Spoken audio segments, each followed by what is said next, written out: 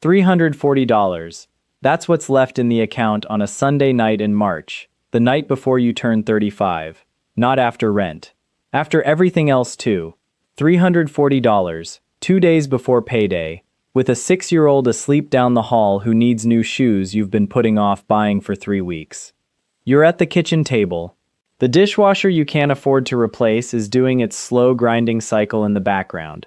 Your laptop is open to a budgeting spreadsheet you built 8 months ago during a sleepless night, and then never opened again, because looking at it made your chest tight in a way you didn't have the bandwidth to deal with at the time.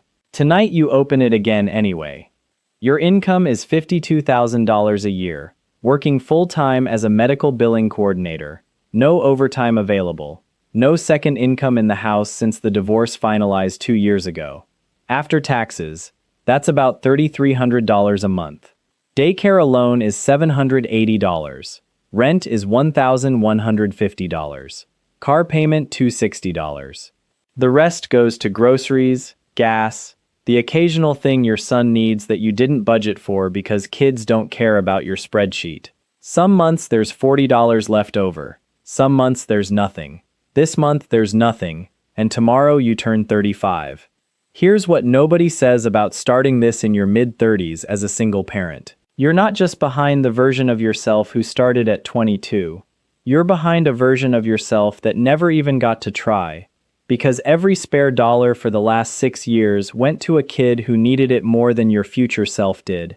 And you'd make that exact same choice again without hesitation.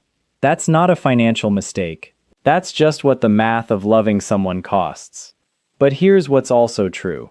You are 35, not 55. You have time, less of it than some people, more of it than you think. And you are done telling yourself the story that it's too late to start, because that story has been comfortable and it has been a lie. At 35, if you can find $150 a month, just $150, and put it into a Roth IRA averaging 9% annually, by 65 you'll have roughly $260,000. Not life-changing on its own. But it's not nothing, and it's not zero, which is what you have right now in any account with your name on it that isn't a checking account waiting to hit zero again on the 28th. The first goal isn't retirement. It's $500. An emergency fund that exists so the next time your car needs a $400 repair, it doesn't become a $400 problem, plus a late rent payment, plus a phone call to your sister you hate having to make. You sell your son's old crib and changing table on a resale app, the ones taking up space in the closet since he outgrew them 2 years ago, $95. You cancel the streaming service you forgot you still had, $16 a month. You start packing his lunch instead of the school's hot lunch program 3 days a week. Maybe $30 a month, small, but it adds up the way small things do when you're paying attention for the first time in years. 4 months later, you check the account. $512. You don't celebrate. There's no one to tell who'd understand why this specific number matters this much. But you feel something settle slightly in your chest that wasn't settled before. At 36, you automate $150 a month into a Roth IRA the day after payday. Before you can talk yourself out of it, you live on what's left. It's tight. Some months it's very tight.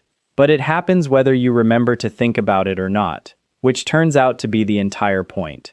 In October, your son needs a procedure your insurance only partially covers. The bill is $640. 2 years ago, this would have gone straight onto a credit card you'd still be paying off at Christmas.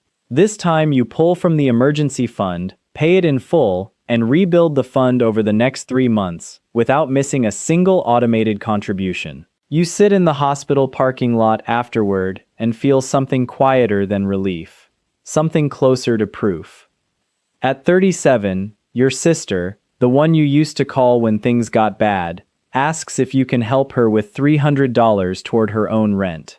She's never asked before. You almost say no out of fear, out of the old reflex that says you can't afford to help anyone. You're the one who needs help. Then you check the account. You can do it without going backward. You send it. You don't mention it again. She doesn't either. But something between you shifts. Quietly. The way these things do. At 38, the market drops sharply over a few months. You watch the number in your retirement account shrink in real time and feel the old panic rise. The one that wants to pull everything out and put it somewhere that feels safer, even though you know better. You don't sell. You keep the automated $150 going. By the following spring, the account isn't just back to where it started. It's higher, because you kept buying on the way down without fully believing you should. At 39, your son starts asking why you check your phone every morning before he's even awake. You tell him you're just checking the weather. That's not entirely true. You're checking a number that's slowly become less terrifying to look at than it used to be. At 40, your portfolio crosses $30,000. It's a Tuesday. You're at your desk at work, and the number on the screen sits with you through the rest of the afternoon. Not loud, just present.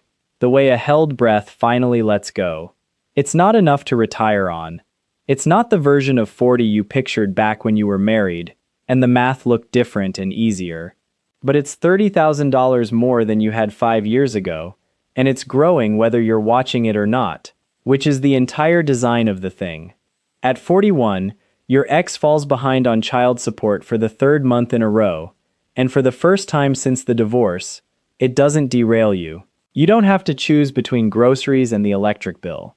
The gap his missed payment leaves gets absorbed instead of becoming a crisis, because the fund you built exists for exactly this. You don't feel triumphant about it. You feel tired, and underneath the tired, something that resembles peace. At 42, your son, now 13, asks what a Roth IRA is, because he saw the word on your laptop screen. You explain it to him at the kitchen table, the same table, less warped now since you finally replaced it last year. He doesn't fully understand it, but he remembers the conversation. You can tell because 3 weeks later he asks if his birthday money can go into one of those accounts instead of his regular savings.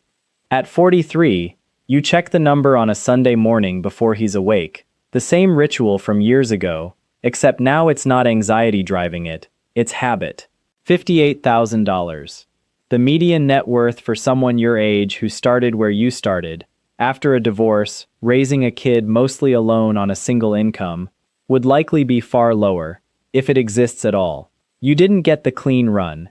You started later, with less, carrying more. But you started, and 8 years in, the number on the screen is no longer something that frightens you to look at.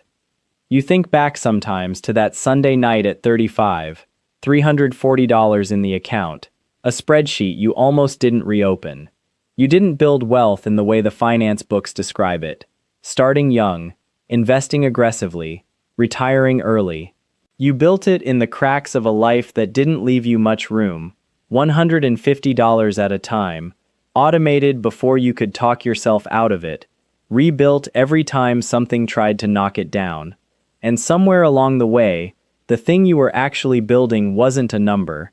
It was the ability to tell your kid yes without flinching, to help your sister without fear, to watch the market drop without panic, to wake up one morning and realize the future wasn't something happening to you anymore. It was something you'd started, later than you wanted, with less than you wished you'd had, and it was still, undeniably, yours